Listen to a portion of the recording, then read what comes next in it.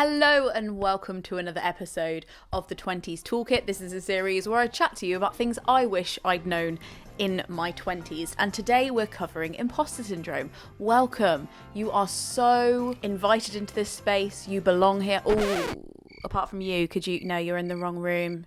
Yeah, no, it's just down the hall. Thank you.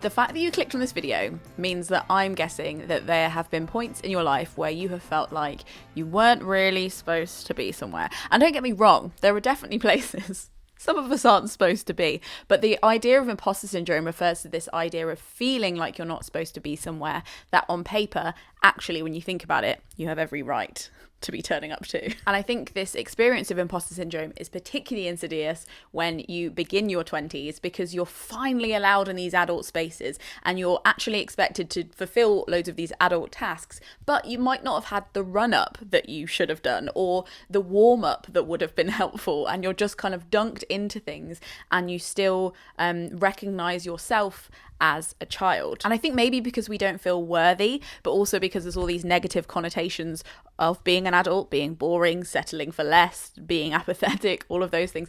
I definitely resisted acknowledging myself as an adult in my 20s, and therefore brought on various layers of imposter syndrome in various environments that, while I don't think it completely hindered me, it definitely made my ride less comfortable internally, and I could have been enjoying things and throwing myself into things a lot more had I waylaid the imposter syndrome and just asked myself what the facts were. So this is going to be a winding rant of some of my thoughts on imposter syndrome, but I have many and I can't include them all here, but I'm going to do my best, and I hope that you enjoy the ride.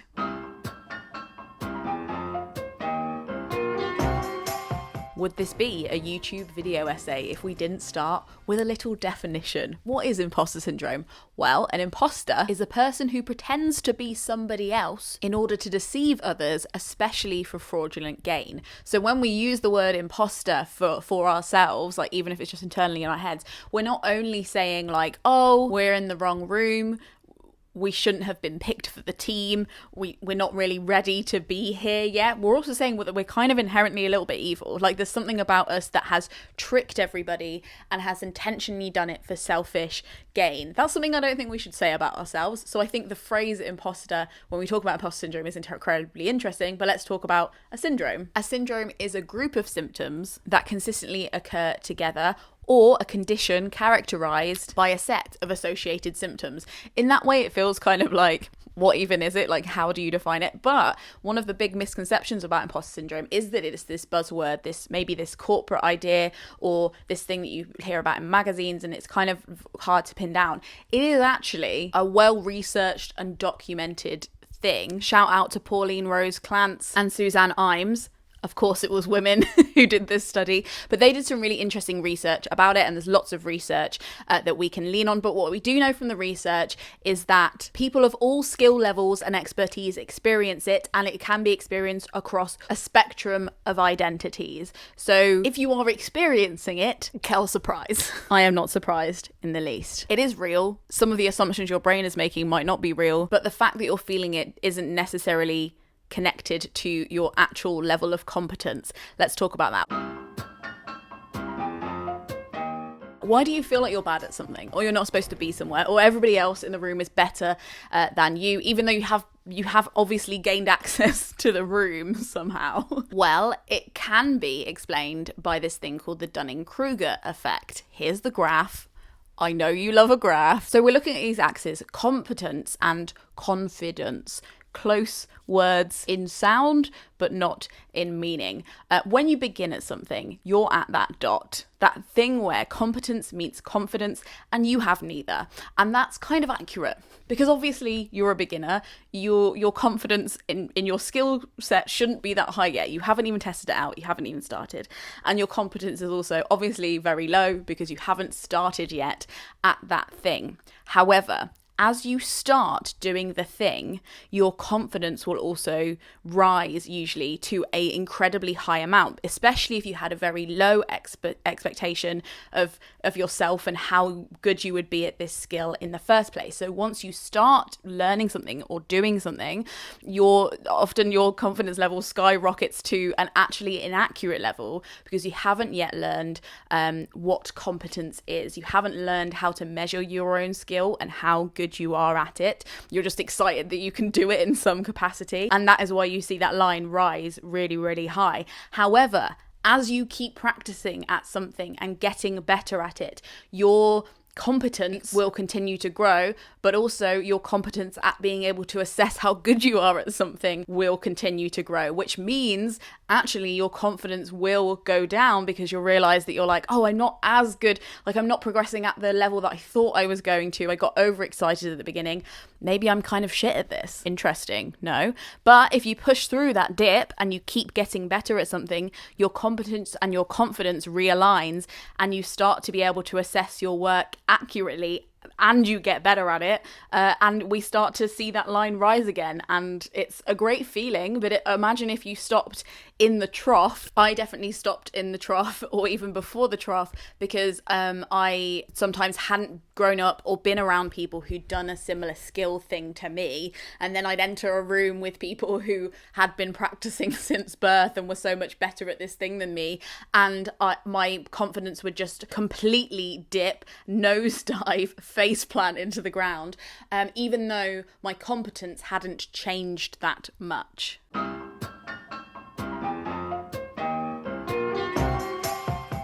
However, I think there's something that's not talked about a lot with imposter syndrome, and that is that you're not always internally to blame for it. There are places where you will be made to feel unwelcome. And why? Why don't I trust the government? I actually can't. I think there can also be this kind of underlying element of that you're imagining everything is happening internally, and actually you are welcome in every single space. Of course, you deserve to be in a lot of different spaces, but the body you walk around in will affect the way that you are treated, especially in a capitalist system that has a lot of systemic issues. Our worth is assessed not only by being able to prove what we can do, but it can also dictate our value, not market value, but our actual value as a person, which I don't think is accurate, and we'll get into that later. But it also means that this idea of predestination can come down from some weird place, and you can be made to feel like you're not meant to be somewhere. This is like very evident in the great work of Yomi and Elizabeth, two wonderful women that I know. I'll leave a link to an interview I did with them below about racism in the workplace, and also a great article I recently read that was called "Do I Have Imposter Syndrome, or Am I Just a Working Class Woman?" So I think acknowledging that the imposter syndrome you might be feeling, while not externally solvable, is definitely salvable, and something we can minimize for ourselves by understanding that it's there and not gaslighting ourselves. Just because you can't create systemic change by Monday morning doesn't mean that learning about those things is irrelevant. Like, I found it really useful when I worked in an incredibly right-wing and incredibly male-dominated environment in which I was made to feel quite small, not only mentally, but physically. A small tangent side note, I was once a line manager of two men. Lol, imagine me being your line manager. What a chaos. Two men, and they were taller than me. And every time I went to a meeting with an external person, and I ran a little department basically, I would hold out my hand and they would immediately shake the hand of the man who I was line managing next to me, assuming that they were the manager and I was the assistant. Another thing was that in this workplace they had standing meeting rooms, so you didn't waste too much time. But the standing meeting rooms were only designed for male bodies. So the standing meeting desk that I had to lead a meeting in was where the actual desk met me about here. So I was just surrounded by all these people and I was like, hello everybody, thank you for coming. We shall now begin the financial review. Now, while I could have just gone in at night and sawn off the legs of those standing desks, or maybe just subliminally took on those messages and not realised what they were kind of internally telling me, the best thing that worked for me was just to read about other people's experience, contextualise my own experience, learn about the history of systemic difference and why some people are treated differently in different bodies, and how I wasn't the only person experiencing it, and definitely not the person experiencing it the worst. It didn't change everything, but it did make me realise that it wasn't about me. An ongoing realisation for my 20s. It's not about me. I was also listening to this really great interview with Olivette Otele. She's a historian and she talks about the kind of history of this idea where she says the notion of value is linked to the idea of usefulness of some people over others, and how we value people and like how they turn up and make value at work or in a creative way, like whether you've sold a lot of albums or you've made a lot of money from your art, can be linked to this really fucked up way of assessing whether somebody is worth anything, whether they are worth saving, respecting, looking at, being listened to. And as somebody with my belief system, I don't think that that is fair or real, and I don't like it. It's something that I'm trying to unlearn, but I consistently apply to myself when it comes to my art or in the workplace. Why? I don't know, but I think thinking about it and realising that they're the thoughts you're having. If I'm bad at work or I produce bad work, it must mean that I don't have value and I'm not adding anything. Therefore, I am at risk of being rejected by the group. And then we get into caveman days of having to be accepted by a pack of animals or killed off. And that is not the world personally that I want to live in. It's mostly the world that we don't live in, although there are lots of ways that we kind of do live in that world, so I understand why our brains still think that way.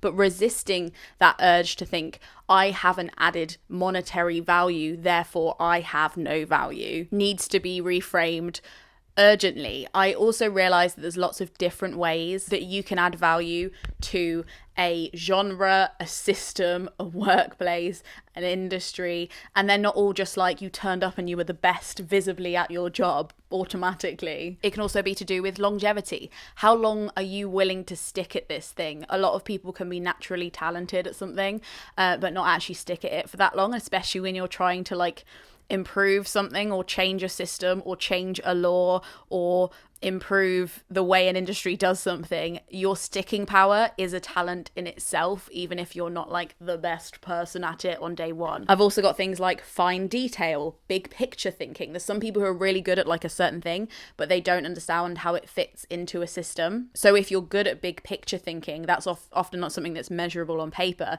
but it's something that's very clear once you start a project, that some people are incredible at that and see the holes in a plan or can add things to a plan so it makes more sense, and some people can't do that. General morale. There are people who are really talented but also awful to work with, real Debbie Downers, not people that can keep the group morale up. And I think that sometimes people that have added most to a team that I've been in aren't the people who are like have the best grades or went to the best university or like turn up with the best vocabulary. They're the people who keep everybody else together and up and understand the reason why you're trying to achieve a thing and glue everyone. You're like, glue is a talent. Being the glue is a talent. I stand by it. If you're somebody who can innovate, again, people can replicate and improve a thing or an art form, but they often can't innovate. And I think that they're very different things, and they're, again, not very measurable, especially when it comes to like our standardized testing. And finally,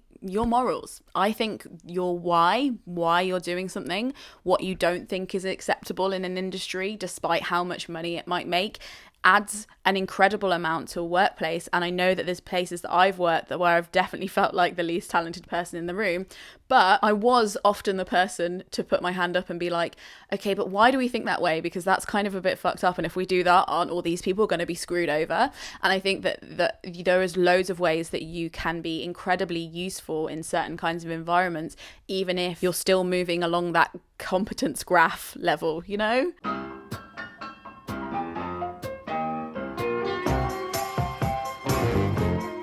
I also think that when we're intimidated by other people, we're not taking into consideration their capacity as a human. Another rant for another day, but this idea that people who are talented are also deities and infinite and infallible often leaks into my brain, even though I don't believe it. And there's lots of like people that maybe I've watched who do YouTube videos, and I'm like, oh, I can't do that because they do it better, so it would be embarrassing if I try and do it. And then they like make a video where they're talking about how miserable YouTube makes them and how they're quitting and they're actually doing something else, or you know, like they're actually giving it all up and starting a pottery business in the middle of a Welsh field.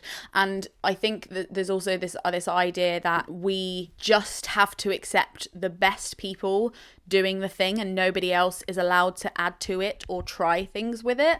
And this deity thing means that we don't often recognize our hero's capacity to create as much as an audience might want to consume. So say like with a writer might only be able to write a really good novel every 3 or 4 years, which is very normal, and I don't know how some authors write them every year, like what the fuck. I personally read about 100 books a year.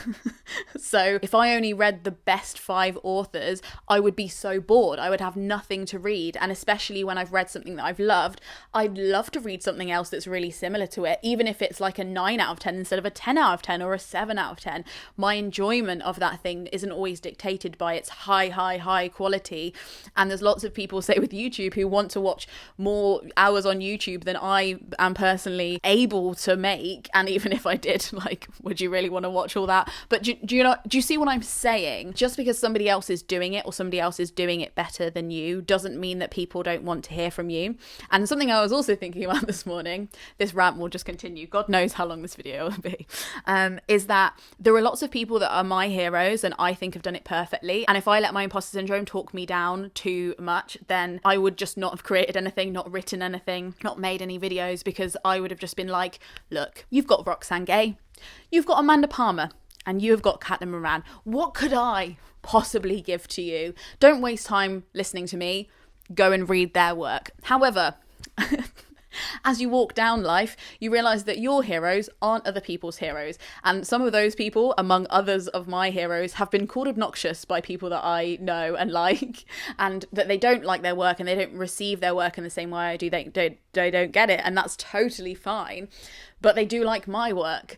And so I think that sometimes the people we are influenced by, we think the people that will listen or read or consume our work will already love that person and therefore don't need us. And I think that when we filter ideas and art and stuff through us, we change it so much, even without intentionally doing it, that it's just not possible for us to replicate other people's work. And actually we might get to somebody, especially if we're trying to carry a message like, I don't know, you want to talk about veganism or the environment. If you can carry your message in a different way to that person, you'll get through to other people. And what is not to like about that? I also think that there's another rant to be had here about how art doesn't have to be good for you to be allowed to make it. But perhaps that's a video for another day. And I just wanted to make this video as a general talk on imposter syndrome, trying to relate it to the workplace as well as art. I have a lot of material on this, basically because I run a creative workshop on imposter syndrome in loads of different festivals, and I love doing it. I've been doing it for a few years, and I've also started to run corporate focused workshops and talks around imposter syndrome in the workplace. So if you happen to know a festival or you work in one of those corporate environments that has Zoom presentations run through HR, I am available. If you'd like the hour-long version of this rant that has a more corporate skew or a more creative festival workshop skew, that is a thing that I do. But I would also like to maybe make another video on creative imposter syndrome in particular. So if you'd like that, let me know below. But before this video gets too long, suffice to say, do your thing, gather the data properly about how good you are at the thing, and ask yourself whether it's worth doing it anyway because you fucking love it and you care about it and you want it to be better. And make sure that however you feel about your skill set, it isn't tied to your intrinsic worth as a human, because they are separate things. Trust me. If you haven't been here before and you want to make sure that you accidentally find yourself here again, you can hit the subscribe button. These videos are free to watch, but they are made possible by the people in the Gumption Club who tip me per video to make sure that they keep happening. Thank you so much for being here and for being in the correct room. You were welcome here. You're welcome here again. go forth. I hope that you're enjoying your 20s so far. How's it going? If you're still finding it really confusing, there is a series here called the 20s Toolkit where I talk all about loads of different aspects of being in your 20s, friendship, relationships, all of that shabazz. Frog's dug out.